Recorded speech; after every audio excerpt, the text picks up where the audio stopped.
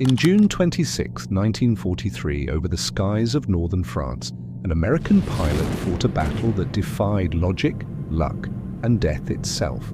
His plane was shredded, his guns jammed, his cockpit filling with smoke. Yet he refused to fall.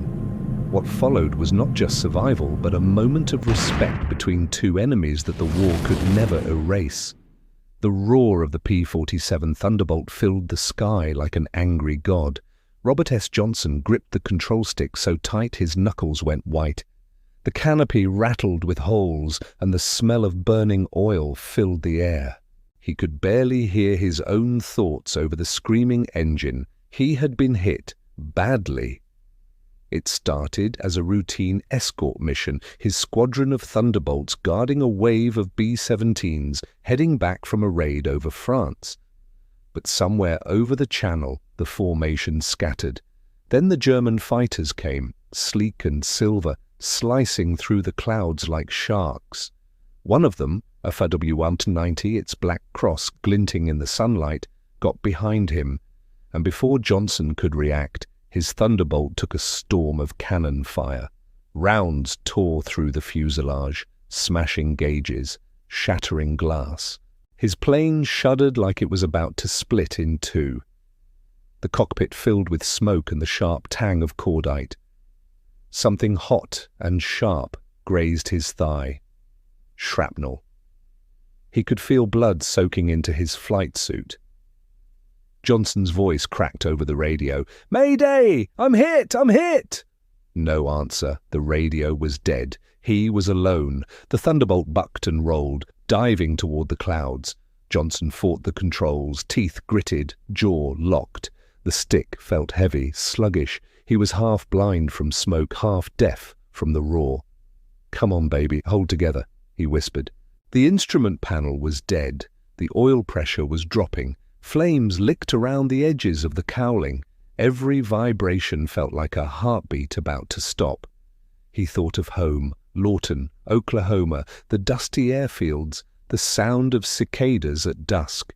He thought of the factory workers who had built this machine with their hands, turning bolts and rivets while listening to swing music on the radio. Ordinary Americans who believed every screw, every plate mattered. Now their work was all that stood between him and 1,000 feet of empty air. A shadow passed over his cockpit. He looked up, and there it was. The same WWII circling like a hawk. The German pilot dove again.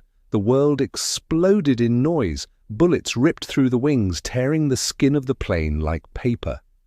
Johnson ducked instinctively, pressing his head against the seat. The canopy above him cracked, the glass splintering like ice. When the gunfire stopped, the Thunderbolt was somehow still flying, barely. Johnson tried to roll, but one aileron was jammed. The rudder didn't respond. The propeller wobbled, coughing black smoke. He could see the German now just a few hundred yards away. The pilot was calm, steady, confident.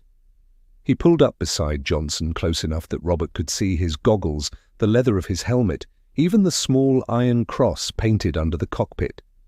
The German raised one gloved hand and pointed downward. "Bail out." Johnson shook his head. The German tried again, motioning with exaggerated gestures. "Jump! You're finished!" Johnson just stared back through the cracked glass, blood on his face, jaw set. He wasn't going to give him the satisfaction. Frustration or admiration, maybe both, flared in the German's eyes. He broke away, circled around, and opened fire again. This time, Johnson saw every tracer streak past, hammering the Thunderbolt from tail to wingtip. The sound was deafening. Metal tearing, fuel lines snapping. A burst tore into the canopy, spraying glass across Johnson's face. Still the Thunderbolt flew. Johnson couldn't believe it. He couldn't even explain it. It was like the plane refused to die, a stubborn beast born of sweat and steel. Inside that shattered cockpit, Robert Johnson began to laugh, a strange, breathless sound between madness and faith. "Come on, keep going," he muttered. "They said you were tough. Let's prove it." The German made another pass. More bullets, more sparks, More smoke. Johnson's vision blurred, his leg burned. He could barely keep the plane level. And then silence. The German fighter pulled alongside once more, not attacking, just hovering there, steady as a ghost. For a long second, neither man moved. The German tilted his head slightly, studying the wreck that somehow still stayed aloft. Johnson, bloodied and trembling, met his gaze. Two pilots, enemies, strangers, bound by the same sky and the same madness of survival. Then the German did something no one would ever forget. He raised his hand in a salute. Slow, deliberate, almost reverent, and then without a word he peeled away, rolling once, clean and graceful, before vanishing into the clouds. Johnson stared after him, stunned. He didn't know why. Maybe the German thought he was dead already. Maybe he respected the sheer endurance of the American plane. Or maybe, just maybe, he saw something in that burning cockpit that reminded him of himself. Minutes crawled by. Johnson could barely feel his hands now. He aimed the crippled Thunderbolt toward the English Channel. Every mile felt like a lifetime. The engine coughed, sputtered, and miraculously kept turning. When the cliffs of Dover finally broke through the haze, he almost cried. He coaxed the plane down, the landing gear half broken, skidding across the grass of an Allied airfield. When it stopped, he sat there for a long time, the smoke rising around him like ghosts. The mechanics who ran to the wreck were speechless. The fuselage had over 200 bullet holes. The armor plate behind his seat was bent, torn. But it had held. They called it a miracle. Later, when reporters asked how he survived, Johnson just smiled. "Good engineering," he said. But deep down, he knew it was something more. It was the stubbornness of the American spirit, the courage of every worker who built the P-47, the grit of a nation that refused to bow, even when everything seemed lost. And somewhere, in a sky far away, a German pilot had seen that too, and saluted it. That day, the men of the 56th Fighter Group began calling him the Unkillable pilot. And though Robert S. Johnson would fly many missions after that, none would ever come close to the one where mercy and respect briefly outshone the war itself. For in that fleeting moment, above the smoke, above the hatred, two men had looked across the divide and seen not enemies, but equals. The island of Malta was burning under the Mediterranean sun and German bombs. It was 1942, a small speck of rock caught between Europe and Africa, and yet one of the most vital pieces of territory in World War II. Whoever controlled Malta controlled the sea. For months, the Axis air forces had tried to bomb the island into surrender.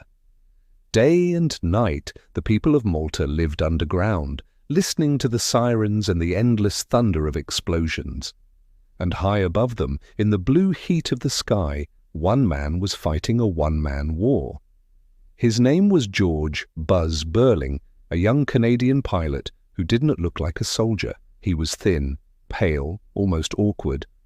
But when he sat inside the cockpit of his Spitfire, he became something else entirely. The ground crews called him the Ghost of Malta. Burling wasn't like other pilots. He didn't drink much, didn't joke, didn't chase girls. He spent his free time cleaning his guns, studying the flight patterns of German and Italian aircraft, and calculating firing angles in his notebook. He was obsessed with flying, not for glory, not for medals, but for perfection.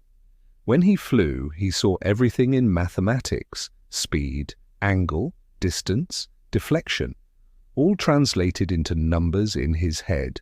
It was said he could judge a target, s-speed and direction, in an instant, and hit it with only a 2-second burst. The other pilots thought he was strange, but in the air they all wanted him on their wing. On July 27, 1942, Malta woke to another air raid. Dozens of enemy bombers crossed the coast, escorted by Messerschmitts and Machi fighters. Burling scrambled with his squadron, roaring down the runway in the scorching heat. As soon as his Spitfire cleared the ground, he was scanning the sky, calm, calculating. The radio was alive with chatter. "Bandits at 12 o'clock high." Burling spotted them. Black dots glinting in the sun high above the sea. He climbed hard, pulling the Spitfire into a steep ascent until his engine howled in protest. Sweat ran down his face, but his eyes were locked on the enemy formation. At 25,000 feet, the fight began. The air filled with chaos. Tracer fire streaked through the sky. Engines screamed, and sunlight flashed on wings as planes twisted and dived. Burling's first burst tore into an Italian bomber. Flames erupted, and it fell in a slow, spiraling dive toward the sea. He didn't celebrate. He was already looking for his next target. A Messerschmitt Bf 109 appeared above him, dropping in fast. Burling kicked the rudder and rolled hard to the left. The German overshot, and in that split second, Burling turned the tables. A short burst, perfect deflection, and the 109 exploded into a ball of orange fire. 2 kills. He didn't stop. The sky over Malta became his hunting ground. In 1 week, he shot down 8 enemy aircraft. In 12 days, 15. He became the most successful Allied pilot defending Malta and one of the most accurate marksmen of the entire war. The newspapers back home called him Canada's greatest ace. But Burling didn't care for fame. When journalists asked how he did it, he simply said, "I aim for the cockpit. That's where the war ends." Despite his cold precision, there was something deeply human in him, something almost fragile. He never smiled when he returned from a mission. He never cheered after a kill. He simply climbed out of the cockpit, lit a cigarette, and stared out at the sea. Some nights, when the air raid stopped for a while, the other pilots would find him sitting on the cliffs overlooking the harbour, silent, alone. One of them once asked him what he was thinking about. Burling said quietly, "I see them in my sleep. The ones I didn't miss." By the autumn of 1942, Malta was holding on, bloodied but unbroken, and Burling was still flying. Still fighting, still surviving when so many others didn't. Then, one afternoon in October, he was escorting bombers north of the island when a pair of 109s dropped out of the clouds. He turned to meet them head-on, guns blazing. He shot one down instantly. The second came in low, raking his plane with cannon fire. Bullets smashed through his cockpit. His right hand was torn open. A piece of shrapnel sliced across his forehead. His Spitfire went into a dive, smoke pouring from the engine. Burling fought the controls, blood dripping down his face. "Not today," he hissed. "Not here." At barely 1,000 feet, he leveled the plane and limped it back toward Malta. Half blind, half conscious. He crash-landed on the runway in a shower of sparks and smoke. The ground crew pulled him from the wreckage, barely alive. When he woke in the hospital, the nurses told him he was being sent back to England to recover. He tried to argue, but his hands were too damaged to fly again. As they loaded him onto the transport plane, he looked back at the island, sunlit, scarred, and still standing. He had defended Malta with everything he had, and Malta had survived. After the war, George Burling faded quietly from public life. He never found peace on the ground. He said the air was the only place he ever truly felt alive. In 1948, he was preparing to fly again, this time as a volunteer pilot for Israel, but his plane crashed during takeoff in Rome. He was 26 years old. They buried him in Haifa, a hero in a foreign land. For the people of Malta, his legend never faded. They still speak of the thin, quiet Canadian who fought alone in the burning sky, who turned mathematics into miracles, and whose eyes never left the horizon. George "Buzz" Burling, the ghost of Malta. Snow fell thick and silent over the Ardennes forest. It was December 1944, and the world had gone white with winter and war. In the woods outside Bastogne, Belgium, surrounded and cut off by German forces, the men of Easy Company, 506th Parachute Infantry Regiment, were fighting not just the enemy, but hunger, frostbite, and despair. And among them moved a quiet man with a red cross on his helmet, a medic named Eugene "Doc" Rowe. Rowe wasn't the loudest or the bravest by the standards of war. He didn't fire a gun, didn't storm bunkers. But he did something harder. He ran toward the wounded when everyone else dove for cover. He carried no weapon, only bandages, sulfur powder, morphine, and a stubborn belief that one life saved was as important as any victory claimed. Every soldier in Easy Company trusted him with their lives. They called his name in the mud, in the dark, in the chaos. Medic, Doc, Rowe. And he always came. By mid-December, Bastogne was under siege. The 101st Airborne Division was surrounded, cut off from supplies and reinforcements. Temperatures dropped below freezing. Ammunition ran low. Men wrapped their feet in burlap to stop the frostbite from taking their toes. The forests echoed with artillery day and night, branches snapping, snow falling like dust after every blast. Through it all, Doc Rowe kept moving. He crawled through snow and shellfire to reach the wounded. He tore his own scarf to use as bandages. He gave away his gloves to a soldier whose hands were turning black from frostbite. When there was no light to work by, he used a flashlight covered in a sock to keep from being seen by snipers. When there was no morphine left, he whispered to the dying, "You're going to be all right. You're going to make it home." He never promised what he couldn't deliver, but he always gave them something to hold on to. One night, near the village of Bastogne, Rose stumbled across a shell hole where a young paratrooper was bleeding out. The snow around him was dark with blood. Rowe pressed down on the wound and said softly, "You're going to be fine. Hang in there." The soldier's eyes fluttered open. "Doc," he whispered, "don't leave me." "I'm not going anywhere," Rowe said. He stayed until the man stopped shaking. Then, when the shelling started again, he pulled him on a sled made from a door and dragged him back to the makeshift aid station, 1/2 kilometer through the snow. When he reached the cellar that served as their hospital, he found it already overflowing. Men lay shoulder to shoulder, some conscious, some not. The air stank of blood and iodine and fear.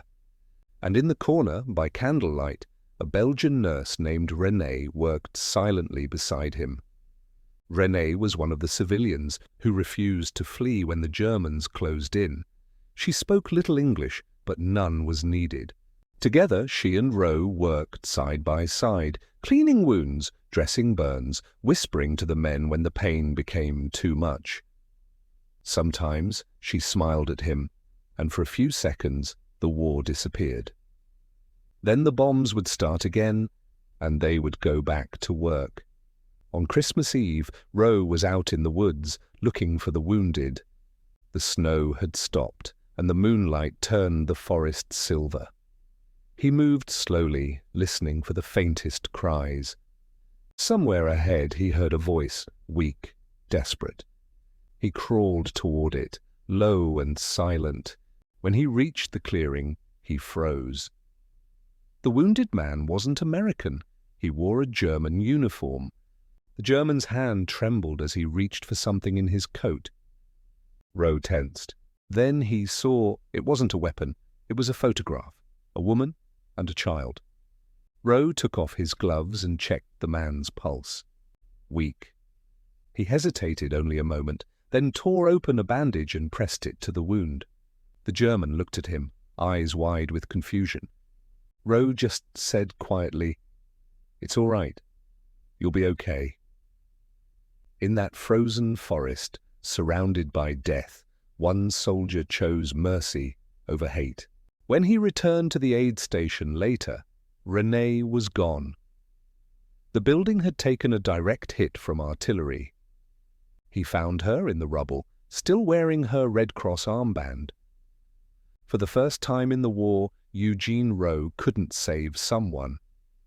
He sat beside her for a long time, his hands shaking, the snow melting on his cheeks. He buried her in the courtyard the next morning, using a piece of wood as a cross. Then he went back to work. There were still men who needed him. When the siege finally broke in January 1945, Bastogne was a graveyard of burned-out tanks and frozen bodies. The medics had no parade, no medals, no headlines. But the men of Easy Company knew, they knew, who had carried them through hell. One of them later said, "Doc Rowe didn't fight the war like we did. He fought against it, one wounded man at a time." After the war, Eugene Rowe went home to Louisiana. He rarely spoke about Bastogne. He lived quietly, raised a family, and worked as a carpenter. When people asked him what he remembered most, he didn't talk about the blood or the bombs. He talked about the faces, the ones who made it and the ones who didn't. Years later, when the story of Easy Company was told to the world, his name finally reached beyond the snow of Bastogne. But even then, he never called himself a hero. "I just did what I was supposed to do," he said once. "They were my boys. You don't let your boys die alone." And that's who Eugene "Doc" Rowe was, the quiet heartbeat of Bastogne. A man who carried no weapon but saved countless lives. A man who proved that in the darkest winter of war, compassion could still burn warm. In 1943, the skies over Europe roared with war. Bombers, fighters, and flak clouds filling the heavens from France to Italy. But below that chaos, in a quiet corner of Alabama, a group of young black pilots were fighting a different kind of battle. They weren't just fighting Nazis, they were fighting prejudice, doubt, and the belief that they didn't belong in the cockpit. They were the Tuskegee Airmen, the first African-American fighter pilots in the U.S. Army Air Forces, and against all odds, they would go on to become one of the most respected and decorated fighter groups in the war. At the Tuskegee Army Airfield, Alabama, the air shimmered with heat. The red dust clung to everything: uniforms, boots, propellers. Every morning, cadets lined up on the tarmac, standing at attention under the hard southern sun. Their instructors, both black and white, drilled them relentlessly. They had to be perfect. One mistake, one failure, could prove every racist in Washington right. They trained harder, studied longer, and flew better because they had to. Among them was a young man named Benjamin O. Davis, Jr., quiet, disciplined, and unshakably calm. His father had been the first black general in U.S. history, and now Davis was determined to prove that African-American pilots could fly, fight, and lead just as well as anyone. When he spoke to his men, he didn't shout. He didn't have to. He simply said, "Excellence is the best answer to prejudice." In early 1944, the Tuskegee Airmen were deployed to Italy as part of the 332nd Fighter Group. Their aircraft, sleek P-51 Mustangs, soon became famous for their bright red tails, painted to stand out in the sky. To the bomber crews they protected, that flash of red meant one thing: safety. The first missions weren't easy. Some bomber groups didn't trust them. There were whispers in briefing rooms. Can they handle it? Can they keep up?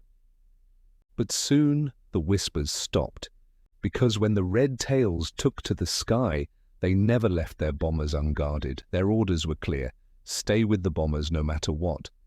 Other fighter groups often chased enemy aircraft for glory or kills, but the Tuskegee Airmen stayed loyal to their mission. They flew tight formations, guarding the lumbering B-17s as German fighters swarmed in. Again and again, they threw themselves between the bombers and the enemy, even when outnumbered. Their discipline was unshakable, their courage unquestioned. By mid-1944, bomber crews began asking for the red tails by name. "Get us the boys with the red tails," they'd say. "They bring us home." One mission stood above the rest. On March 24, 1945, near Berlin, one of the last major missions of the war, the 332nd escorted B-17 bombers deep into German territory. The sky over Berlin was a storm of flak and fighters. The Luftwaffe sent everything it had left. Colonel Davis led his men in, steady and calm. "Stay with the bombers," he reminded them. "Protect them at all costs." Dozens of German jets, the new Me-262s, streaked through the formation. The Me-262s were the world's first operational jet fighters, faster than anything the Allies had. But the Red Tails didn't flinch. Lieutenant Roscoe Brown, one of the youngest pilots, spotted one of the jets banking hard to attack a bomber. He rolled his P-51 and dove in behind it, pressing the trigger. A perfect burst. The jet exploded mid-air. It was the first time a piston-engine fighter had ever shot down a jet. By the end of that mission, the Red Tails had destroyed several enemy aircraft, and not a single bomber under their protection had been lost. When the war ended, the numbers spoke louder than any prejudice ever could. The Tuskegee Airmen had flown over 15,000 sorties, destroyed over 260 enemy aircraft, and earned more than 150 distinguished flying crosses. But their greatest victory wasn't in the air, it was on the ground, in proving that skill, discipline, and courage knew no color.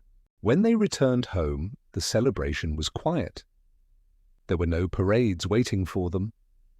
Many were still met with segregation signs and closed doors. But they walked tall because they knew what they had done. They had changed history, even if the world hadn't caught up yet.